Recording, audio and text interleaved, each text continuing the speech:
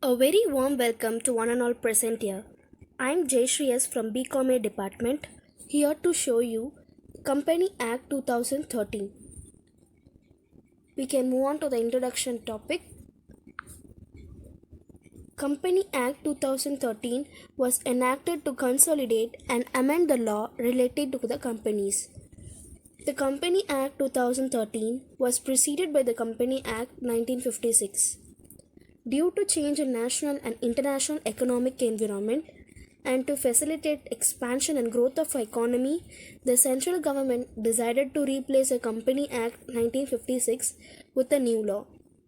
The Company Act 2013 aims to improve corporate governance, simplify regulations, and strengthen the interest of minority investors. Thus, this enactment seeks to make a corporate regulation more contemporary. Our next topic is definition of the Company Act. In terms of Company Act 2013, a company means a company incorporated under this act or under any previous company law. This act in the sense Company Act 2013, previous company law in the sense Company Act 1956. And next topic is characteristic of company. Separate legal entity, perpetual succession, limited liability, artificial legal person, common seal. The first one, separate legal entity. A company is an artificial person having a personality which is distinct from the members constituting it. Thus, a company has got an entity which is separate from its members. And since this separate entity concept is conferred by law, it is said that a company has got a separate legal entity. The first picture implies business is separated from owner. This is the concept of separate legal entity. And next come perpetual succession. An incorporated company never dies. Perpetual succession, therefore, means that the membership of the company may keep changing from time to time but does not affect its continuity. Members may come and go, but the company will continue forever. In case of admission and retirement of member or insolvency or death of the member does not affect the company's continuity. The picture second one, perpetual succession.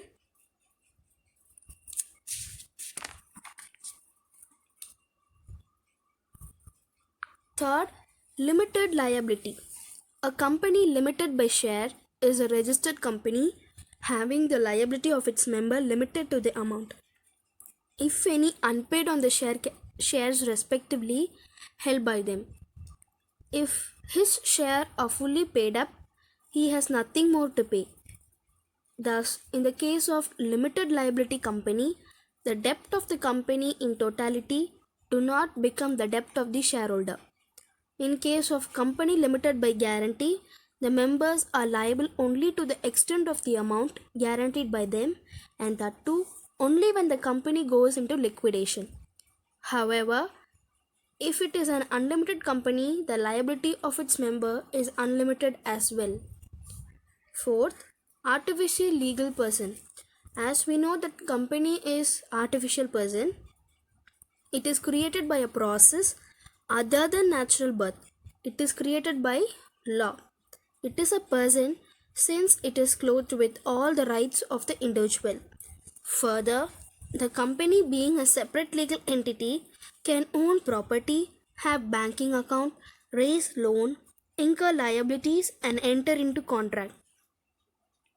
Even it can sue and be sued in its own name. As a company is an artificial person, it can act only through some human agency, is that directors. The directors can either act on their own or through the common seal can authenticate its formal act. And next, common seal. Since a company has no physical existence, it must act through its agent. All the important document of company must be under the seal of the company. The common seal thus acts as official signature of the company. The Company Amendment Act 2015 has made the company optional by omitting the word and a common seal from Section 9 so as to provide an alternative mode of authorization for company who opt not to have a common seal. The reason for this amendment is that common seal is considered as an old concept. This amendment provides that now common seal is optional.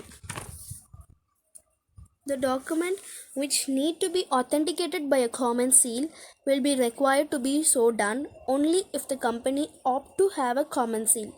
In case a company does not have a common seal, the authorization shall be made by two directors or by a director and the company secretary whenever the company has appointed a company secretary.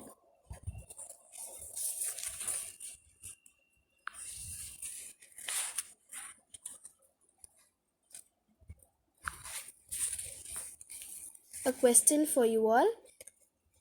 Is company a citizen? Although a company is regarded as legal person, it is not a citizen either under the Constitution of India or the Citizenship Act 1955. Does a company have nationality and resident? It is established through judicial decision that a company cannot be citizen, yet it has nationality, domicile and resident. Domicile in the sense the place where person live. Next, incorporation of a company. How to incorporate the company? There are certain procedures we can see now. Following is a procedure in brief for the incorporation of a company. Selection of the type of company. The promoters of company have however selected the type of company as they wish to form themselves into one-person company, private company, public company or non-profit company, etc. The promoter is the person who form the company are known as promoters. Next, preliminary requirement. All the directors of the proposed company must ensure that they are having directors identification number DIN. Out of all the directors of the proposed company, at least one director should have digital signature to digitally sign the incorporation and other related document. DIN is a unique identification number allotted to an individual who is appointed as a director of a company. Next, reservation of name. Any of the promoters should apply to the register of the company regarding the reservation of name. Preparation of MOA and AOA. Drafting of MOA and AOA is generally a step subsequent to the reservation of name made by the registrar. These two documents are basically the charter, which is MOA, and AOA is internal rules and regulation of the company. Therefore, it must be drafted with utmost care and with the advice of the expert. Next, filling of the document with the register of company. First, the memorandum and the article of company duly signed by all the subscriber to the memorandum. Declaration by person who is engaged in the formation of company. Declaration from each of the subscriber to the memorandum and from person named as the first director. The address for correspondent till its register office is established. The particulars, name including surnames or family name, register residential address, nationality of every subscriber to the memorandum along with proof of identity, and in the case of subscriber being a body corporate, such particulars as may be prescribed, and the particulars of the person mentioned in the article as a subscriber to the memorandum, and such other particulars including proof of identity as may be prescribed. maintenance of copies of all document and information, certificate of incorporation and allotment of corporate identity number. If the registrar of company is satisfied that everything has been compiled with in regard to incorporation of company, he shall issue a certificate of incorporation into the company signed and dated under his hand. And next is an example for the incorporation of company. Each type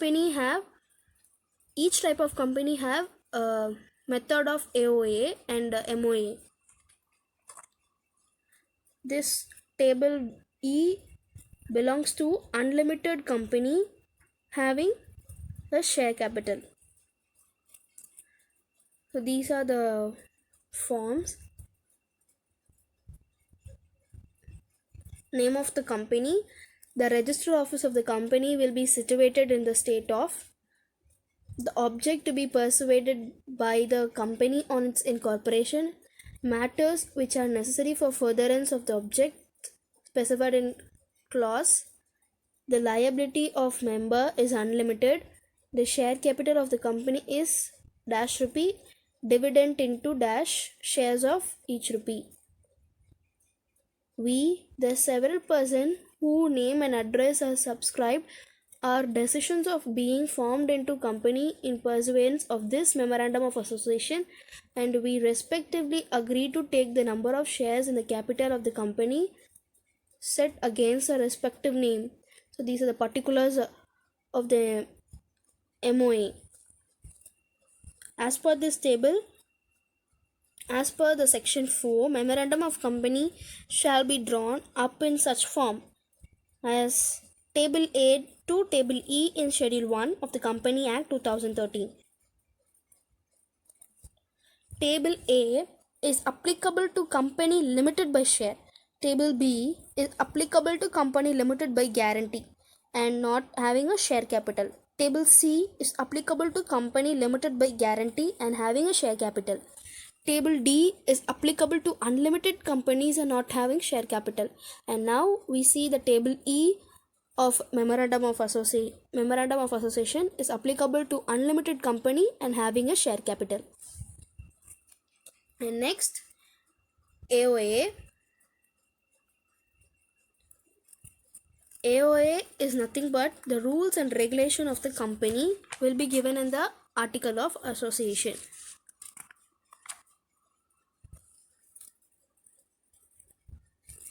Table I, article of association of a company limited by guarantee and not having share capital.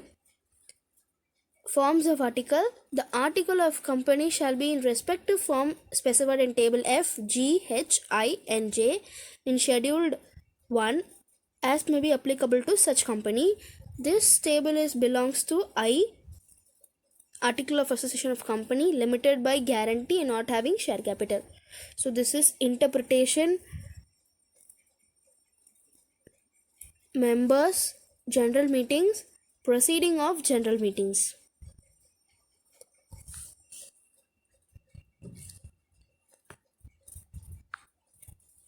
Thank you.